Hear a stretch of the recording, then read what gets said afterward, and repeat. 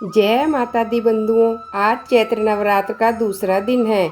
आज माँ के दूसरे रूप ब्रह्मचारिणी की कथा सुनाने जा रही हूँ। बंधुओं, नवरात्र में माँ के 9 रूपों की पूजा की जाती है।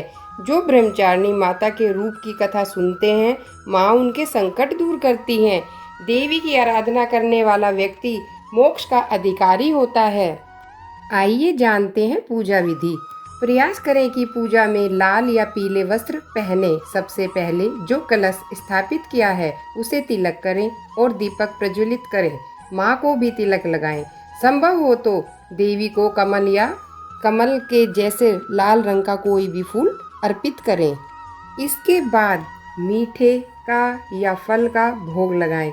जैसा कि हम जानते हैं कि एक कंडे का टुकड़ा जलाकर इसमें कपूर डालकर लौंग का जोड़ा घी में भिगोकर अर्पित करें और इस अग्यारी का रोली से तिलक करें। ब्रह्मचारिणी स्रोत मंत्र का उच्चारण भी करें। दुर्गा सप्तशती पाठ करें। अब आरती करें और क्षमा याचना करें। संध्या आरती अवश्य करें। आइए सुनते हैं माँ दुर्गा की दूसरी शक्ति ब्रह्मचारिणी की पावन कथा। ब्रह्मचारिणी का अर्थ है तप की चारणी, यानी तप का आचरण करने वाली। देवी का यह रूप पूर्ण ज्योतिर्मय और अनंत भव्य है।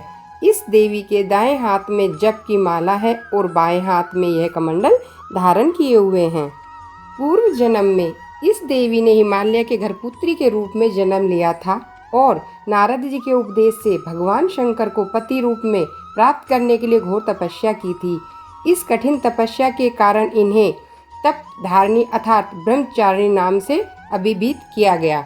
1000 वर्ष तक इन्होंने केवल फल फूल खाकर बिताए और 100 वर्षों तक केवल जमीन पर रहकर पत्ते खाकर निर्वाह किया।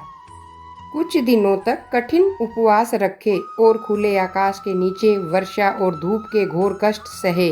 3000 वर्षों तक टूटे हुए बेलपत्र खाए और भगवान शंकर की आराधना करती रहीं। इसके बाद तो उन्होंने सूखे बेलपत्र खाना भी छोड़ दिया।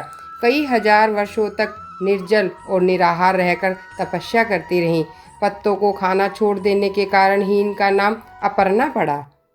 कठिन तपस्या के कारण देवी का शरीर एकदम क्षीण हो गया। देवताओं ने भी देवी की सराहना की और कहा, हे देवी, आज तक किसी ने इस तरह की कठोर तपस्या नहीं की।